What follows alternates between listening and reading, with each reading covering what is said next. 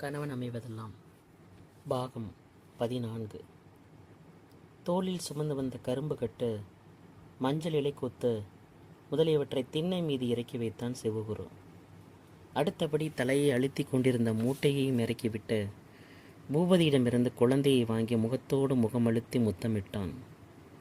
முன்பின் அறியாத ஆசாமி தன்னை முரட்டுத்தனமாக கையாளுவதை மணிவண்ணன் வெறுத்தான். ஓவென்று அலறி கூச்சலிட்டு கொண்டு கையை நீட்டி தன் தந்தையின் பக்கம் பாய்ந்து விட்டான். பாத்தியா, பையலுக்கு வேற்று முகம் தெரியுது? கேலி செய்த சிவகுரு உறக்க சிதைத்தான். இல்லை, உங்கள் தாடி மீசையை கண்டு பயந்துட்டான். ஆமாம், இதென்ன சபரிமலைக்கு போக மாலை போட்டிருக்கீங்களா? சரி வாங்க உள்ள என்று மகனை தூக்கி கொண்டு எழுந்தான் பூபதி. அதெல்லாம் ஒன்றுமில்லை, என்னை கவனிக்க எனக்கு நேரம் இல்லை.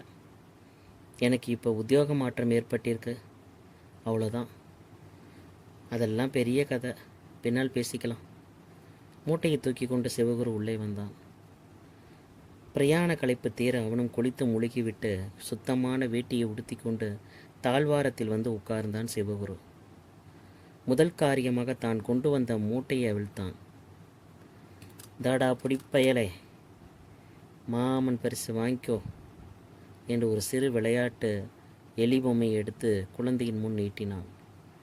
வயிற்றை பிடித்து அழுத்தினால் கிரிச்சிட்ட அந்த பொம்மையை ஆவலுடன் தன் கையை நீட்டி பெற்றுக்கொண்டான் மணிவண்ணன். பரவாயில்லையே, மாமன் சொக்குப்பொடி தூவிவிட்டார். இனி மாமனும் மருமகனும் நம்மை சட்டை செய்ய மாட்டாங்க. கேலியாக சொன்ன மாதவிக்கு பெருமை பிடிபடவில்லை. கூட பிறக்காதிருந்தும் அன்புக்கு குறைவில்லாத ஒரு அண்ணன் தனக்கு இப்படி இருப்பதை எண்ணி பூரித்து போனாள். அன்பு கணவன், ஆசை மகன், பாசமிக்க அண்ணன், இன்னமும் அவளுக்கு வேறென்ன வேண்டும்? வீட்டு மருமக பிள்ளையை நான் மறக்கலை. சிரித்தபடி சிவகுரு பட்டுக்கரை வேட்டி அங்கவிஸ்திரமாகிவிட்டு எடுத்து பூபதியின் முன் வைத்தான்.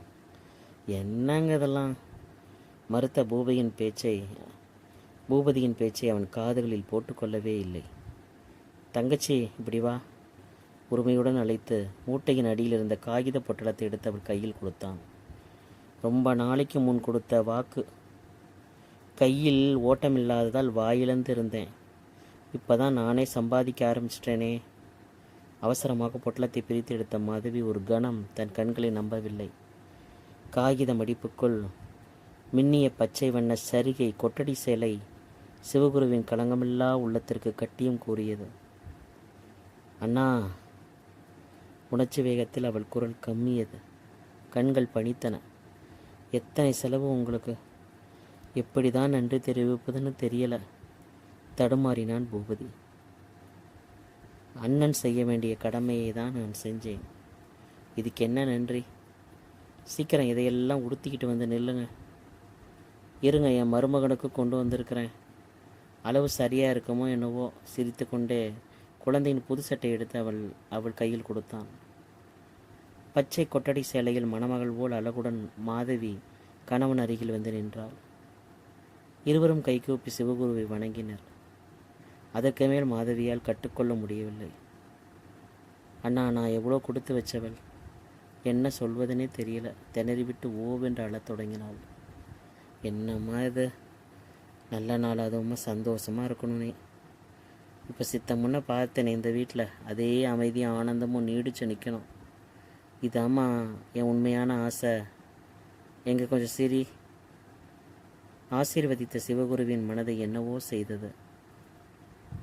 புரியாத பல உணர்ச்சிகளின் மோதலில் கண்கள் கலங்க, மனதில் இன்பம் பொங்க, அந்த சிறு குடும்பத்தை பார்த்தவண்ணா அவன் சிறிது நேரம் நின்று கொண்டிருந்தான். அன்று பொழுது முழுவதும் அந்த வீட்டில் சிரிப்பு, பேச்சு, கூச்சல், பொழுது ஆனந்தமாக கழிந்தது. அவர்களின் வேண்டுகோள் பேரில் சிவகுரு தொடர்ந்து சில நாள் அங்கேயே தங்கினான். மணிவண்ணன் அதற்குள் அவனுடன் பழகிவிடவே பயமின்றி மார்பின் மீது ஏறி கொஞ்சி கொலாவி குதித்து ஆர்ப்பரித்தான்.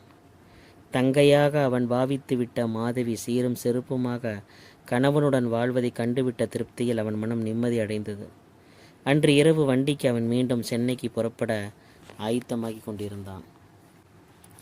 முதலாளியிடம் கேட்டுக்கொண்டு கொஞ்சம் முன்னதாகவே வந்து வழியனுப்பப் போவதாக பூபதி சொல்லிவிட்டு வேலைக்கு போயிருந்தான்.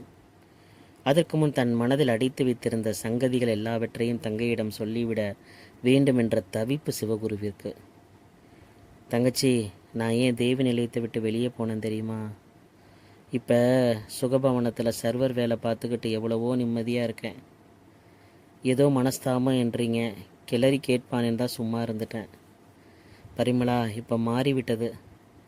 மட்டு மரியாதையே கிடையாது. சிநேகிதிகள், பணக்கார சிங்காரிகள் எல்லாம் அதிகமாயிடுச்சு. அத்தோட கர்வமும் திமிரும் கூட ஏறி கொண்டு விட்டன.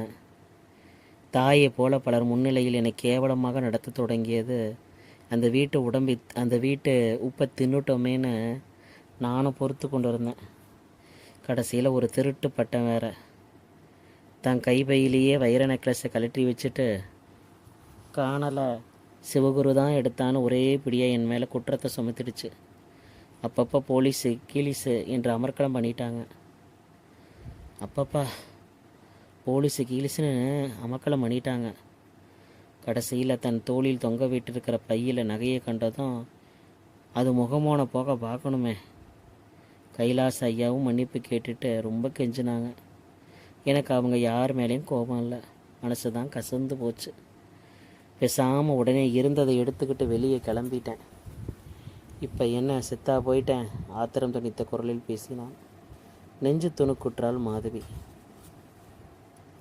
அண்ணா, உங்களை போய் பரிமளா திருடன்னு அழைச்சா உங்கள் கால் செருப்பு கூட அந்த கெட்ட புத்தி தோணாதே. கேட்க ரொம்ப மனசு வேதனைப்படுதேண்ணா. மேல் தொண்டை உதறி போட்டுக்கொண்டு தாழ்வாரத்தில் ஓசனையுடன் சிறிது உலாவினான் சிவகுரு. பின்னர் தொண்டையை கனைத்து கொண்டு தனிவான குரலில் அருகே வந்து சொன்னான். ஒன்று சொல்வேன், நீ ரொம்ப புண்ணியம் செஞ்சவ. அதனால் உனக்கு ஒரு நல்ல கனவை அமைஞ்சிட்டான். சுகமாக ஏதோ ஒன் வரைக்கும் நல்லா இருக்கிற. தேவி நிலையத்தில் பணம் இருக்குது, வசதிகள் இருக்குது. ஆனால் அங்கே ஆசை, அன்பு, மகிழ்ச்சி இவை ஒன்றுமே இல்லை தெரியுமா? மாதவி சிறிது திகைப்புடன் அவனை பார்த்தான். ஒரு சமயம் என் மட்டி புத்தியில் கூட ஒரு யோசனை இருந்துச்சு.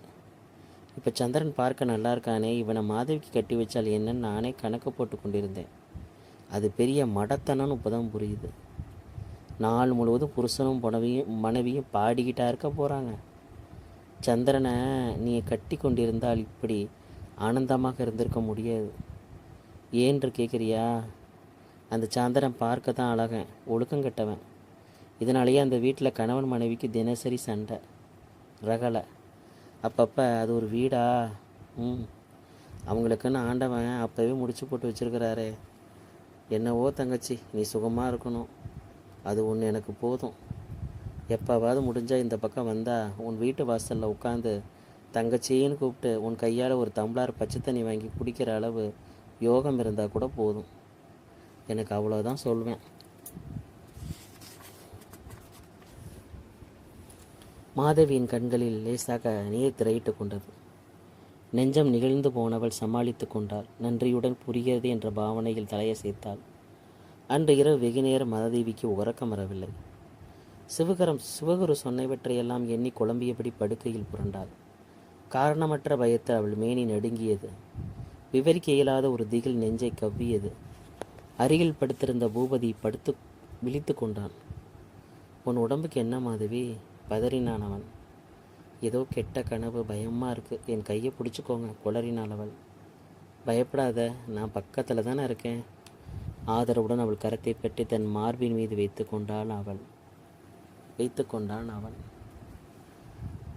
அவளது கவலைகளை எல்லாம் தாங்க அந்த பலம் பொருந்திய இரு தோள்களும் அவளை ஆசையுடன் வைத்து பூசிக்க பரந்த அந்த மார்பும் பக்கத்திலே துணையாக இருக்கையில் மாதவி ஏன் பயப்பட வேண்டும், கலங்க வேண்டும்?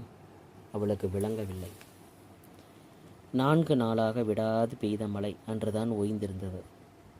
கருமேகங்களால் மூடி கிடந்த வானம் லேசாக தலை நீட்டிய சூரியனால் பளிச்சிட தொடங்கியது. ஈரமாக கிடந்த விறகுகளை வாரி புலக்கடையில் கிணற்று ஓரத்து மேடையில் அவசரமாக பரப்பினாள் மாதவி. அவள் அழுத்து கொள்ளாவிட்டாலும் ஈர விறகுடன் போராடி அடுப்பை ஊதி அவள் வாய் அழுத்து போயிருந்தது. புகையினால் சிவந்து போன கண்கள் வீங்கி விட்டிருந்தன. மழை நீரில் நனைந்து விளையாடியதனால் 2 தினமாக மணிவண்ணனுக்கு சளியும் காய்ச்சலும் வந்துவிட்டன. இரவு முழுவதும் அவன் தூங்காது அழுது கொண்டிருந்தான். அயர்ந்து உறங்கும் கணவனுக்கு இடையூறு ஏற்படா வண்ணம் அவன் மடியில் கிடத்தி கொண்டு இரவு முழுவதும் அவள் கூடத்திலே உட்கார்ந்திருந்தாள். இப்பொழுது காய்ச்சல் விட்டிருந்தாலும் உடல் அயற்சியினால் அவன் உறங்கி கொண்டிருந்தான். கணவன் வேலைக்கு சென்ற பின்னர் கதவை தாளிட்டு கொண்டு வந்த மாதவி களைப்பு தாளாத தரை மீது படுத்து நன்றாக உறங்கிவிட்டாள். திடுக்கிட்ட விழித்த பொழுது பிற்பகலை நாடி நேரம் வேகமாக முன்னேறி கொண்டு இருந்ததை அறிந்து கொண்டாள். பிறகு என்ன பண்ணுவாள்? அவசரமாக எழுந்து தொட்டிலில் விழித்து கொண்டு அழுத குழந்தைக்கு உணவை ஊட்டி மீண்டும் தொட்டிலில் இட்டு ஆட்டி உறங்க செய்தாள். மறுபடியும் எழுந்து அவன் தன்னை தொந்தரவு செய்யும் முன் வீட்டு வேலைகளை முடித்துவிட வேண்டும் என்ற கவலை அவளுக்கு. சமையலை முடித்து வீட்டை சுத்தப்படுத்தி முன்னறையில் போடப்பட்டிருந்த நாற்காலியை துடைத்து வைத்தாள். அருகில் இருந்த முக்காலியில் கணவன் படித்தபடி போட்டுவிட்டு போயிருந்த பத்திரிகையை எடுத்து மடித்து வைத்தாள். முன்போல் பூபதி நாள் முழுவதும் கடையில் உட்கார்ந்த உடலை அலட்டிக்கொள்ள தேவையில்லாமல் இருந்தது. அவனுடைய எஜமானர் அவனது சலியாத உழைப்பை பாராட்டி சம்பள உயர்வு கொடுத்து வேலையின் நிலையையும் உயர்த்தி விட்டிருந்தார். அதன் பயனாக பிற்பகல் 5 மணிக்கே வேலையை முடித்து கொண்டு பொழுது சாயும் முன்பே அவன் வீடு திரும்ப முடிந்தது. மாத சம்பளத்தில் அதிகமாக கிடைத்த 30 ரூபாயை மாத சம்பளத்தில் அதிகமாக கிடைத்த 30 ரூபாயை மாதவி பாழாக்க விரும்பவில்லை. குழந்தையின் வருங்காலத்திற்கு என்று அந்த பணத்தை வங்கியில் சேமித்து வைக்க தொடங்கினாள். ஆண்டு முடிவில் பெருகியிருந்த தொகையை எண்ணி பார்த்து இருவரும் பூரித்து போய்விட்டனர். அந்த பணம் அவர்களுக்கு எத்தனை பலத்தை கொடுத்தது! நண்பர்களும் உறவினர்களும் கொடுக்க முடியாத ஒரு துணிவை அந்த சிறு தொகை அவர்களுக்கு கொடுத்தது. அந்தி பொழுதில் அருகருகே உட்கார்ந்து கொண்டு அந்த சிறு தொகையை கணக்கிட்டபடி அவர்கள் கட்டிய கோட்டைகள், எழுப்பிய கற்பனைகள், கண்ட கனவுகள் எத்தனையோ. கணவன் வரும் நேரம் நெருங்கியதும் மாதவி அவசரமாக குளியலறைக்குள் புகுந்தாள். அலங்கிய கூந்தலும் அழுக்கான உடையுமாக மனைவி காட்சியளித்ததால் பூபதிக்கு பிடிக்காது என்பதை நன்கு அறிவாள்.